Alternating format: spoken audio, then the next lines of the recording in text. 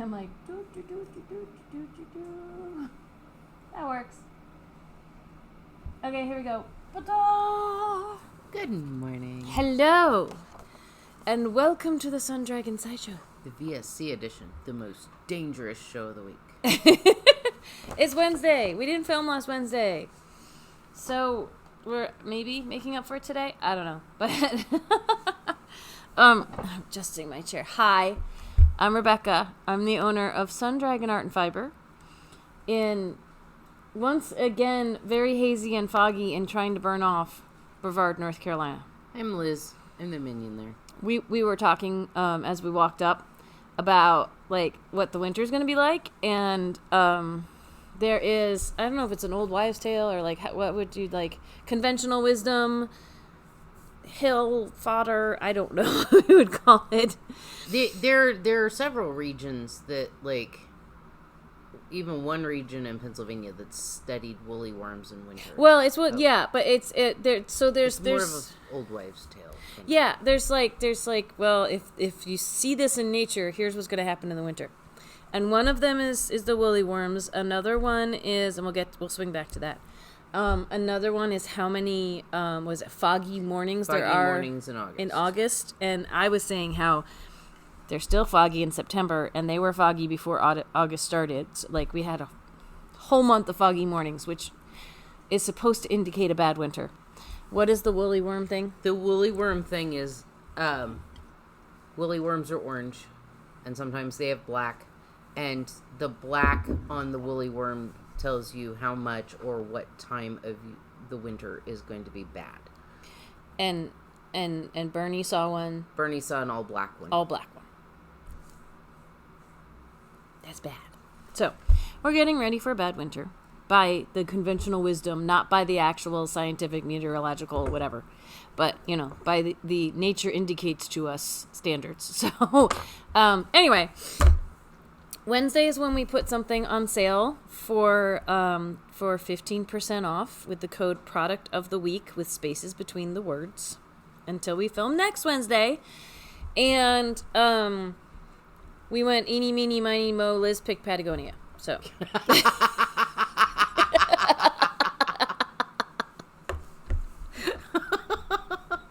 What? Liz picked. You kind of did. Well, I did. It was. You gave us options. Hey, I'm going to go stand outside and think about it for a 3 to 5. And then I came back in and she's like, what did you think about? And I was like, well, that would require thinking while I was outside. And I didn't. And so when I came back in, I was like, we could do Patagonia. Mm-hmm. And I said, okay. Yeah. That's the one that you can, like, all the white labels are on the center of stuff on the pretty wall that you see right in here. That's all Patagonia, right in the middle. Like, from here to here. It's pretty. And we added a color. Here to that way. To that. To that way, because you can't see it from here. There's a lot of it, but yeah. Okay, so what is Patagonia, you might ask? It is lovely, organic, merino, 100%. Liz is going to read stats, but it is, merino is a certain breed of sheep that is considered one of the softest in terms of what their wool produces. In fact, some people hear merino and they don't think it's wool because it doesn't fit their definition of scratchy. This is not superwash. Superwash tends to feel a little slicker and like a little shinier, like this that won't look like that. And this will fluff, which is lovely. And it's also kind of woolen spun. Yes. We could talk about that in a second too. I'm still learning about worsted versus woolen spun, but it's on the thinner side of some of our yarns. And we use it for so many things, with so many other things. It's considered a DK, and we use it all the way over to sport. I use it because it's thin enough. It'll fluff for DK, and it's thin enough for sport. I'm using it on my Koivua, which I haven't really technically started yet. And I can't remember if Koivua, I have to go find my pattern, if it's written for a DK or a worsted. I think it's a DK. But anyway. Liz is going to read stats. I'll go grab my Koivua pattern to double check that. But go ahead. It is 100% organic merino wool. You get 382 yards per 100 grams. That's why we're like, it's on the thin side.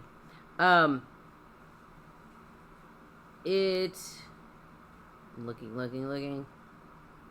It does have a washing and lay flat to dry, but it's going to felt. So I'd hand wash. It's hand wash. No, there's a thing on the side that says it's not. What? Yeah.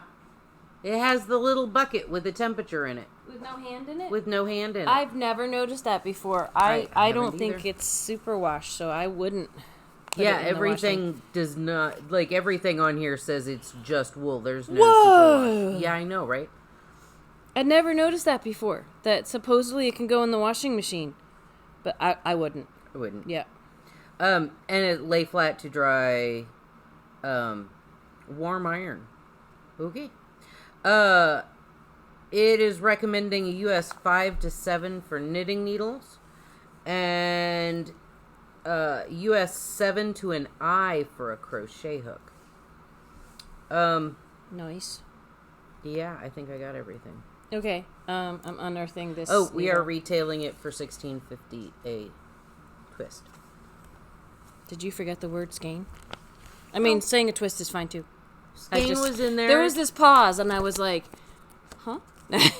I've never noticed that there isn't a so the machine, the washing instructions. If there's a little bucket with a hand in it, that's hand wash, and if there isn't, that technically means you can put it in the washing machine. But I wouldn't. The triangle next to it is bleach. Don't do it. Most things are don't bleach, and then the square has to do with putting it in the dryer. Yeah, lay flat to dry is the. Yeah, with a little line. And the P is the recommendation for dry cleaning. Oh, so save the label so the dry cleaner knows what to do with it. If you ever take wool-made garments to a dry cleaner, try and have the label, because a lot of times there's stuff on there that they'll know. That they'll know or need. Yeah. So they don't mess up your... Yeah. Because when people say, oh, it has to be hand washed, I'll tell them to have it dry cleaned. It's like, some dry cleaners will know what to do with hand knits and some won't. And that's not their fault. That's, not their area of expertise, in my opinion. So, this calls for Spin Cycle Dream State and Ritual Dyes Elder, 190 yards for 100 grams. The Koivua, it sounds like the Koivua is written for worsted, and I'm doing it with light DK and the Feederbrook, which is also a DK. So and Spin Cycle Dream State, 150 yards for 50 grams. Yeah, that goes. Anyway, I'm pushing the boundaries of what might work, but this stuff can fluff. That's part of being woolen spun rather than worsted spun. Did I send you the video about spinning it? I was like, I'm learning things. It's instead of like lining them up and like not having anyway. Worsted spun is where all the hairs are straight laid out, and they're just it's longer hairs, and it's a tighter twist. Yep. And like it mush looks the air out. Yeah, mushing the air out. So it's kind of smoother, and it might be a little more durable that way in terms of when you yank on it, right? And a lot of what you'll see in shops is worsted spun, like Cascade 220, like super basic, lots of ply stuff is worsted spun. And then woolen spun is where the fibers form a V, or like I spun where I'd have a shorter length of roving and I'd spin pulling it down, and the video you sent me is they're spinning from the fold, which you lay the shorter thing over your finger and you're pulling the V off the top. Yeah, of it was finger. like when she did the worsted spun, things were coming out this way from, and then she kind of took a tuft and pulled and did this thing and was taking off of it to make the woolen spun. And I'm gonna put this up really close to the camera, like. This is fewer plies, and it's just fluffier. So it looks thin, but it's got more air in it. And people, like, when they feel the Patagonia, they're like, that doesn't feel as soft as, like, other yarns. When you put it in the twist and you haven't actually knit with it yet, especially knitting with a bigger needle than you think you should because it looks thin, it doesn't feel super soft necessarily. Like, it feels softer than some wools, but not as soft as you think. And then you knit with it and you're like, ooh, this is squishy. And another example of something that happens with woolen spun is if you yank too hard on it. Like, it takes a lot less to break it, but that doesn't mean it's not a like you saw the first yank I gave was like, what?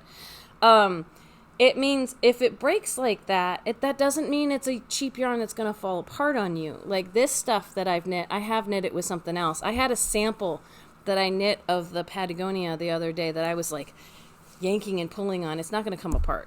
The other nice thing about this being not superwash is that if you break your yarn, cut your yarn, whatever, and you need to continue on, or you run out of that color, you can spit join it, and it's thin enough that the spit join is almost invisible. Like, and spit joining is where, I do have water here, but I'm actually usually you dip it in water. You're not as gross as sticking it in your mouth, but I'm going to do that right now because that's what I have near me.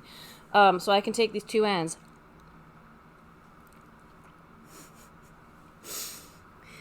Don't worry, this is my yarn. This is not one we're selling to people. I'm going to overlap it by, like, say, an inch or so here. This is like a magic trick. I'm going to put it in my palm. And I'm going to use friction, which is why I'm like, I wouldn't put this in the washing machine, because heat and agitation is going to do what I'm about to do to it. And I usually do this until my hands are pretty dry. But then it's back together again in a shape where I will, like, I can see if I really look at it where I did it. But I can knit with this again. Yep. It's fun. When it's not super washed and you can do that, it's kind of fun. Like, it might take longer to do that with Cascade 220, like the non-super wash Cascade 220, but in theory you can do it with that too. You can do it with anything all the way up. The problem is you're going to get more bulk in there. The woolen spun like this. It's fun.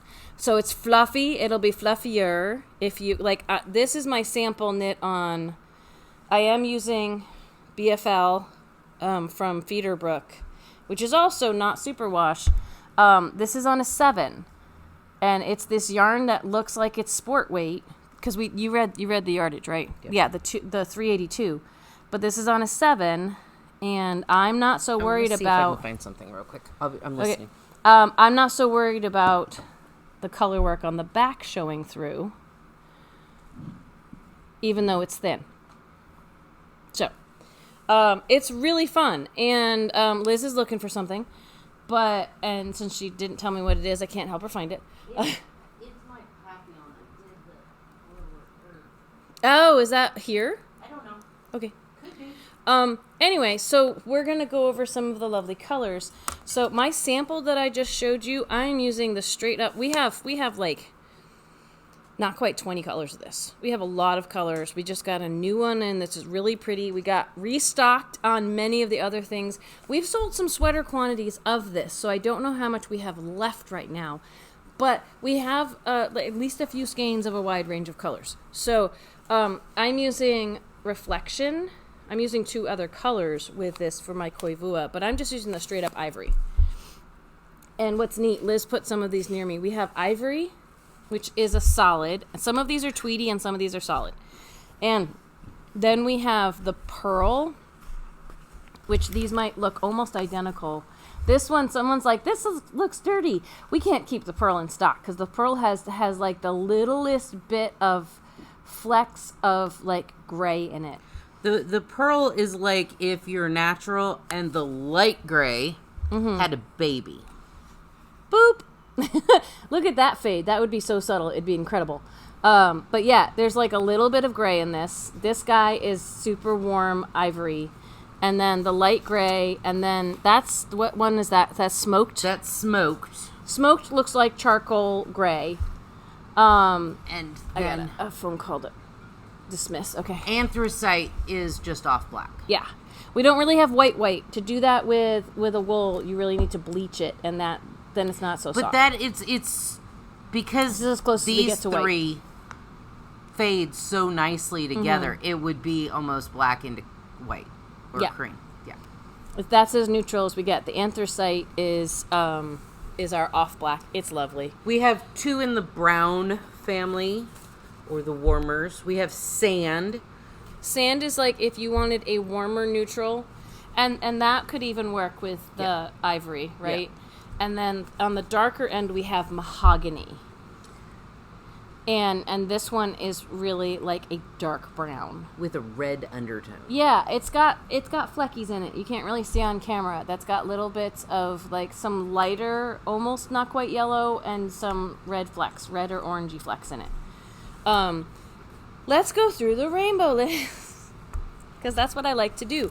So, let's start with pink and then go to red. That's my thing because, going from red to pink to orange is kind of weird. But we have two pinks. One is softer, is the rose, and one is brighter, which is the more like a kind of fuchsia magenta. This is thistle. So think about your thistle colors that you love, right? Even though you do that with purple a lot. This thistle is a bright pink one. Yep. Yeah. And then what's that one? This one's rose. Mm-hmm. It's like a dusky rose pink. So we've got bright and this one's more of a purpley pink, and that one is more of a warm pink. Yep. So none of them are light pink. We don't have a light pink in our palette. Red, ruby. It's red. It's just straight up happy red. Actually, you can have that one, and I'll do this one. So yeah, ruby is just a nice red. In the oranges, this is between like a brown and an orange. This is cinnamon. This is a lovely fall color. It's what you would think of for like pumpkin spice or cinnamon. One of our most popular colors. Yes, and it's got like red and yellow flecks in it. It's really, really pretty. It's got that heathery stuff going on. This one's persimmon, and it's a bright, happy orange, but a deep bright. And that one's more of a solid. Like the red, this red and this orange are more solid, whereas and so is the rose, whereas the thistle has some heathery tones to it as well. So yellow. I was like, we don't. Yes, we do. Mustard is it's our, what was this? This is like a Dijon mustard. Yep. Kind of, and it's more heathery. We've got some orange and a little bit of blue and a little bit of brown flecks in it. So that one's really pretty. Green. We have 3 green. Oh, this one's hiding. I'm like, we have more than these 2. That's our new one. Why don't you talk about our new one? Our new one is called Seaweed, and it is like a deep olive green. It's like the color of the seaweed wraps that go around sushi. It is. In my opinion, right? It's really pretty. I'm loving this green. Because it's like it's almost a black, but not quite, right? Like it's just, if you want a dark color, but you don't want black, because we don't have a black. We have an off black. We have a super dark green. We have, I'll give you that one. We have, this one's a very deep blue green. The seaweed is a warm deep green. The juniper, think about a juniper like a fir tree. This is much cooler. It's not quite, it's hard to say that it's not quite as dark, but because one's cooler and one's warmer, it's kind of hard to compare, right? But it's a blue-green, but it's definitely green. So this one is wasabi, and it looks like spring grass or wasabi. It looks like wasabi, so we've got the sushi wraps and the wasabi sauce. That one's really pretty. So, I've got the purples, and you've got a purple over there too. Okay, let's do the teal. Yes. Going into the, no, yeah. That's in between green and blue, right? Kind of, sort of. Good. This is aquamarine, and it is a heathered. It's got like light yellows in with the tealy blues. It's almost a turquoisey aqua. Yeah. We missed one. Oh, did I? Oh, yes, I did. But this kind of fits because it's kind of tealy. It's aqua. It's really aqua, that's a little more teal. This is Moonstone, and we were out of it for a long time, and we just got it back in, and this one is a paler aqua. It's just really pretty. It's hard to, I don't even know what to say it's like. Like, it's just, I don't know. It's pretty and light. We added some light colors to the palette. Moving on to, this one is like green blue aqua, which is the Moonstone, and then there's Hydrangea, which is a light blue. And it's kind of a powder blue, but kind of not. It's a little darker than powder blue. It's like between powder blue and Carolina blue. It's blue hydrangea colors. Yeah. Yeah. See, I don't do plants a lot, so I don't know that, but apparently it is. So. Then we have Denim, which is a nice heathered denim. Like, it's a denim-y, classic-y blue. Like, there's little flecks in it. These two are very solid. They don't have the heathery. These two do. Purples. We have 3 purples. All kinds of fun. This one goes with our lighter palette here. This is lavender. See, aren't those are nice light colors that all can go together. Yeah, it's true. The wasabi is not heathery, so it kind of works with that. I'm gonna try to give us a little room here. And then this is Lobelia, and it is more of, it's not quite a royal purple. It's the closest we're gonna have to a royal purple in the palette of the Patagonia. But it is a little softer than a royal purple. But it's also solid. And then we have Violet, which is Tweedy, and it's closer to the aubergine. Yeah, it's aubergine, eggplanty. It's got a little bit of heathery flecks in it, but kind of just lighter flecks. Yeah. Not necessarily like a wide range of colors. So I'm using the ivory in one of my latest creations, but this is my Juniper crop. I could go like this, but you see all the colors in the middle here. This is my Juniper crop, which has the violet as the background color, and then in it we have, there's mustard up here and down in here, and then there's wasabi here and here. And then there is aquamarine here. And then these patches are thistle. So that is the bright colors that I picked for my Juniper crop by Caitlin Hunter. And it's a short sleeve. I can't remember if the Juniper crop was written for sport or DK, but it works really well for this. And this feels really squishy. Oh, yeah. It's, even though it's short sleeve, it's not necessarily a middle of summer top because it's wool. But this is a lovely fall top for me. So, because I can get overheated easily sometimes. And then other times I'm just freezing. So, But that's the Patagonia. I think it's lovely. I think it plays well with the Feeder Brook, which is a little thicker. But the Feeder Brook goes thin to thick because it's made on Lisa's farm up in Maryland, and so it has some, it just plays well with it. I was looking for my Papillon that I did out of Feeder Brook for the color change, and then I used the Patagonia as my as your contrast, as right? my contrast, and I did it on a size 9. And when you look at the Patagonia, it fills the space because it fluffs. That woolen stuff fluffs up, so you can go on a bigger needle and it's okay. Yeah. Technically, it's the same yardage as our Jody Long Alba, which is a different fiber content, but I think they would play together well too. It's whether the colors, you can find a good color combo, because we have different colors in the Patagonia, but sometimes the colors play well together and sometimes they don't. A lot of these colors play well together because they were kind of designed to. So, there's other things you can combine it with, but technically it's a DK. You get a lot more yardage out of it as opposed to another DK, but it if you think down to it, it is thinner, but it could fluff. So you got to play around with it to see, because we had someone who bought it yesterday and said, so this is DK, so I can use the same needles the pattern calls for, right? And I just said, I don't know. I would test your gauge. It's very possible because it fluffs. You'll be fine. But any sweater, I tell people test your gauge. because if you're deviating from the yarn the pattern's written for, we're talking about this in our online sessions that we're doing, and even if you're not deviating, but a lot of patterns, they use really specific wool right now, which might not be what you can get at your local shop or online or anywhere, especially if it's an older pattern, which is what this lady was probably working from. There's also the caveat of how do you knit.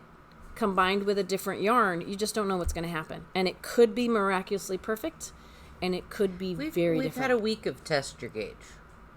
With it's a recurring theme, you know.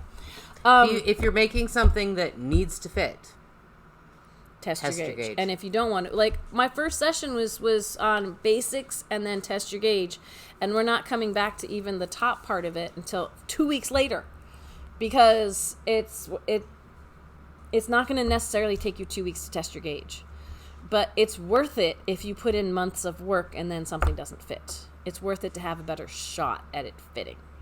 So anyway, see what we have online, contact the shop if what we have online is not enough inventory, or we'll contact you if you buy what you need for, say, a top or something and the dye lots are different. We'll contact you about what options might be, if there are any. So we're going to go and try to get ready. There's one little package that I didn't finish getting ready yesterday. Yeah, I got to do that. And that's okay. But we have other things to kind of try to stay on top of. If you want to get yarn for the make-along and maybe use this yarn, because it's 15% off this week, any consults with us, you can call the shop. It's 828-877-3550. Or you can email us. The best one is Rebecca, REBECCA, at sundragonartandfiber.com, all spelled out.